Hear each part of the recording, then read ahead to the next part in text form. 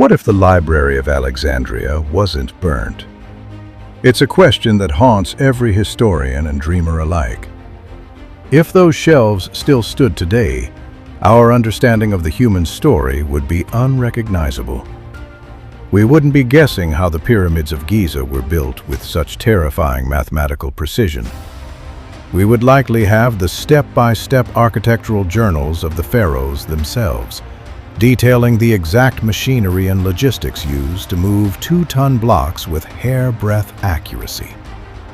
We might have mastered the Antikythera mechanism, the world's first analog computer, centuries before the Industrial Revolution.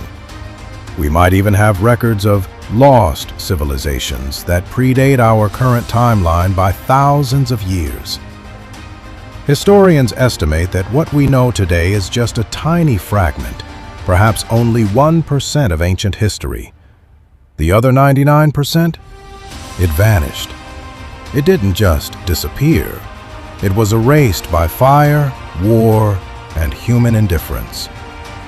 Today, we go back to a time when all of human knowledge was gathered in one city, and we will witness how that dream turned to ash. This is the tragic history of the burning of the Library of Alexandria. To understand the loss, we have to understand the glory.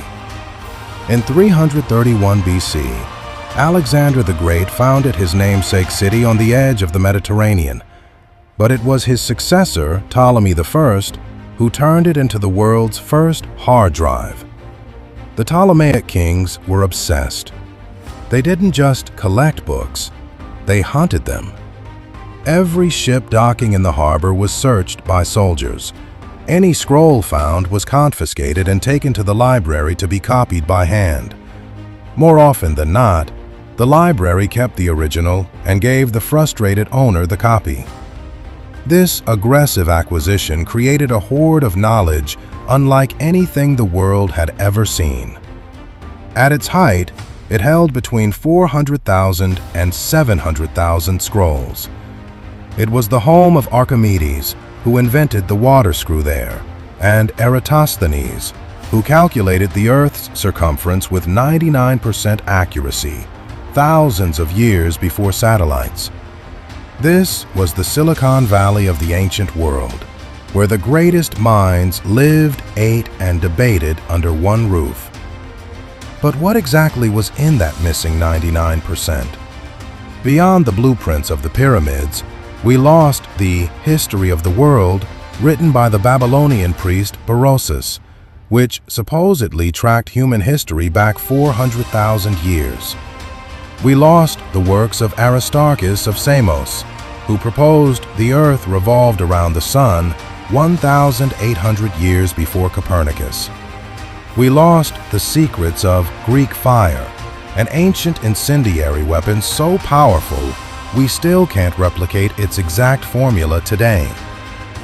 Every time a scroll burned, a piece of our collective memory was wiped clean.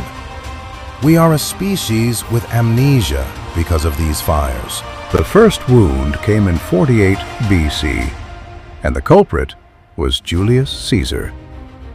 Caesar was embroiled in a civil war, trapped in the city and vastly outnumbered.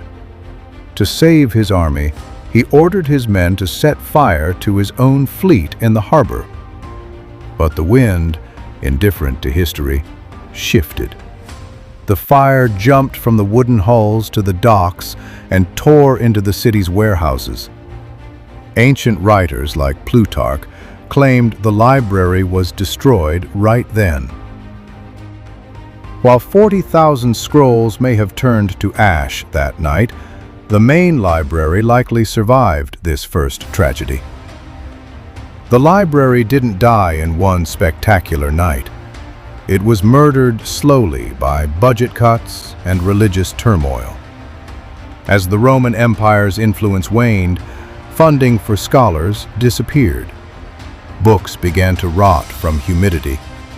In 270 AD, a rebellion led by Queen Zenobia of Palmyra brought war back to the royal quarter, leveling much of the district. Then came the rise of religious zealotry. In 391 AD, under the decree of Emperor Theodosius, the daughter library in the Serapeum Temple was attacked by a mob. They didn't see books. They saw pagan threats to their faith. They dismantled the shelves and shattered the statues.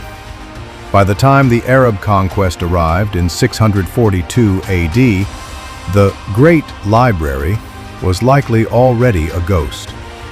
The legendary story of burning books to heat the baths is likely a later myth added to a tragedy that had already concluded decades earlier.